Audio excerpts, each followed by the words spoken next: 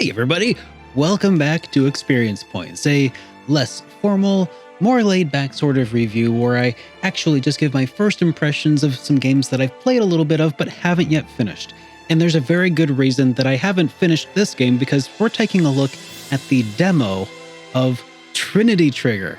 Oh man, and if you've never heard of Trinity Trigger before, it's because it's actually just been announced and it was going to be formally introduced. They had this like countdown timer and stuff, and they were going to reveal the big name of it. But then it turns out that the name got leaked and it was this whole big thing. And then they're like, well, hey, whatever. Here's a demo in Japan. It's about a 2-hour-ish demo that contains a little bit of like some main storyline and a side quest that you can also do afterwards. And if you're wondering how I played it, well, here's how you can play it too. I went into the Nintendo Japan site, created a Nintendo account. I connected that Japanese account to my Switch, opened up the store, and I agreed to the terms and conditions. And then on the website, I found the Trinity Trigger demo and I told it to download it, and it just downloaded it to my Switch automatically. It was pretty straightforward, actually, a very simple, straightforward process. But anyways, that's how I played it in Japanese. And then I used my smartphone to have it basically auto translate. It's not the best situation. Take everything I say about the story as a grain of salt. Trinity Trigger. This is something that has a lot of big names involved in the production of. I don't remember all the names off the top of my head. I know that the composer was Kikuta. The character designer for Chrono Cross was involved in designing the characters for this game. The Pokemon designers were involved in creating some of the monsters that you actually get to have accompany you. Trinity Trigger is an action RPG on the Nintendo Switch, and it looks like something that might have been made by Tokyo RPG Factory, but this was made by FuRyu. And it, like I said, has a lot of big names involved in the production of it. So I was pretty excited, which is why I went out of my comfort zone and decided to go ahead and play the Japanese version, because I just really wanted to see what this was all about. What I can say so far is that it feels like a mana game, honestly. It feels a lot like a mana game, like Secret of Mana or Trials of Mana. It even feels a little bit like the newest Trials of Mana remake. The story so far in this game doesn't really seem to be at the forefront, at least for me, because maybe because my translation wasn't super great. But I really enjoyed what I experienced regardless. So the majority of the demo takes place with just your primary protagonist, Cyan, and then the girl, I can't remember her name off the top of my head. At the end of the demo, you do get the third character. Can't remember his name either.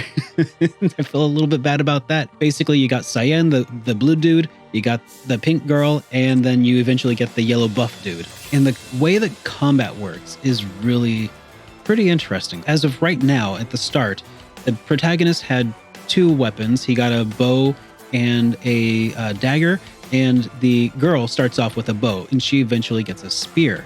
Later on, the yellow dude joins you, and he's got fisticuffs. You know, he's got like boxing gloves and a giant axe. And the enemies that you fight have different weaknesses to different to different weapon types. So you'll be switching characters in and out to do the most damage.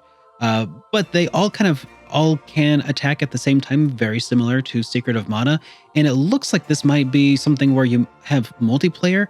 I'm pretty excited with what I've experienced so far. I know that when Baku and I were talking about it, he was concerned about maybe there being some sort of like games as a service going on here or something like that. But from what I can play and what I'm seeing, it doesn't look like it's got any of that sort of integration built in. I didn't encounter any bugs on my playthrough on my Nintendo Switch. The frame rate was pretty solid. Honestly, it was a pretty cool game.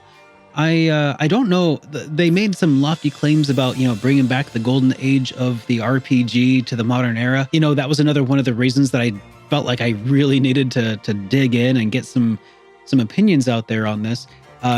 Did they accomplish that? With a demo that's been Google translated, it's really impossible to say. But from a gameplay perspective, I can at least say that this is a pretty solid action RPG. I'm a huge fan of the top-down style that was established in games like Terra Enigma, Illusion of Gaia, Soul Blazer, Secret of Mana. That sort of top-down action RPG was, to me, the pinnacle of the action RPG. It's a very different kind of action RPG than you get typically these days. When you have like the full frame of movement with like the Trails games and stuff, like those are cool and all, but it just feels a little different. This kind of brings the action RPG back to ground, I think, back to its basics. Really happy to have got the chance to play a little bit more of this. And I really do hope that this is going to come out in the United States. I don't know if it will or not. That's kind of the rub here.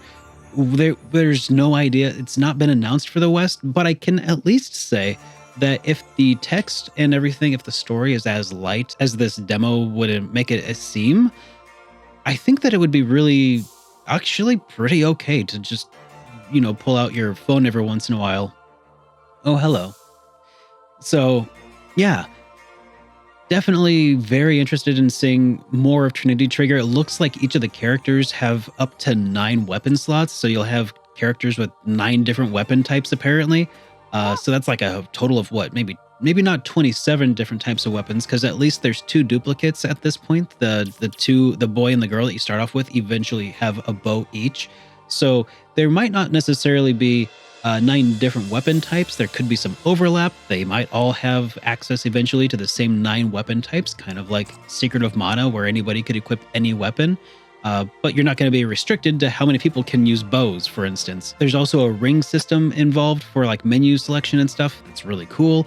I actually had a lot of fun with that. But in like the 2.5 hours that I was playing in the game, I kept getting the shoulder buttons confused. That's just a me thing. I don't think that's the thing about the game. As soon as you've probably sank in, 5 or 10 hours into the game, you're not going to be fumbling with the ring menus or anything, the various trigger buttons. I'm sure it's fine. Aside from just like the basic combo attacks, you also have access to using the Y button, which triggers a special attack, which you can use when your weapon starts glowing in your various color: blue, yellow, pink. And when you have that glow, you can trigger that, and it'll start this pretty cool combo. The boss fights were tough. Honestly, the demo itself wasn't too bad overall. I never died. Some of my characters died, but I was able to resurrect them. But by the end of the first boss fight that I encountered, and there's I think 2 big boss fights in this game. By the time I finished the first one, I had no items to restore my health left, and it was looking a little dire, but I persevered, and we got him. Once the demo ends, you finally also get access to the 3rd main character, who also joins your party. He's got the axe, the fisticuffs, and what you can do when you have your various characters, you'll find these crystals out in the wild that you can only break with certain weapon types. So you might only be able to hit something with a bow to make it break open, or your dagger, or there were some areas that you couldn't access before because they were blocked off by things that could only be smashed by the axe, which you didn't get until after you finished the main part of the demo, right? So that's a way that this game kind of monitors your progression, is that it blocks off certain areas based on this, and I kind of digged it. The weapon controls themselves felt a little bit weighty and slow. Like, it didn't feel just like Secret of Mana, where you could like mash and mash and mash. Your characters do combos, and once your stamina runs out, then you have to wait for some stamina to return to you before you can really do another combo and be effective. So it at times felt a little bit like stilted, but that's, I think, just a way that they balanced the game to help keep it so that you just can't mash and mash and mash, doing the Secret of Mana thing where when you have no stamina, you just do piddly damage. So in this case, it's, I think, a pretty good compromise for people who might not have appreciated that aspect of Secret of Mana, or didn't catch on that you gotta wait for your bar to fill before you attack again in Mana. There's a lot of comparisons that I would make to Mana with this so far. Also, I don't think that there was really much of a magic system in place for this game, at least not yet. The magic that you really get is through the course of your physical damage and your combos and your special attacks. There were plenty of items, and items also include, what do they call it? I can't remember what they called it, but it's an element that essentially you can equip to your weapon, which, by the way, your Pokemon companion dudes, they are your weapon in this game, and you can equip them with different things that improve your stats, like increase your attack power, or give you different effects like the ability to absorb hit points from enemies that you defeat and that sort of thing. You can also equip them on your armors and like boost your hit points or your defense and other cool stuff like that. I feel like, and as you ascend through and your weapon levels up, it looks like you'll be able to equip several of these at a time. Not all of them are created equal, so you're definitely going to want to like mix and match different kinds of these elements to create the ultimate weapon, maybe with synergistic effects. I don't know. It's only a 2-hour game, and I feel like there's a lot of possibilities here. I feel like there's a lot of depth that could be implemented. I haven't seen it yet. It's looking really promising. Trinity Trigger, so far, it feels honestly a lot like a mana game. And I feel like that's about as glowing as the review as I can give at this point, honestly. Because also, like, the mana series didn't have, at least Secret of Mana and Trials of Mana and Sword of Mana, those didn't really have a super strong storyline, and I feel like this one might not either. And I'm okay with that. This definitely doesn't feel cheaply done. It doesn't feel bad. The art style that's in use here feels pretty timeless as well. Like, I feel like in 5 or 10 years, it'll still look the way that it does now. All in all, I'm feeling pretty hopeful. I'm hoping that this is going to come to the West. We'll see. All right, I feel like I've rambled on a little bit too much at this point, so I'll go ahead and stop right now because I only, like I said, I've only played about 2.5 hours of what this game could be. So there's still a lot up in the air. We'll see. If it comes to the West, though, I'm going to definitely play it to completion, and we will give it a full review. So get subscribed so you don't miss that if and when it happens. And until then, I hope you have a great rest of your week, and I'll see you guys in the next one. See you, everybody.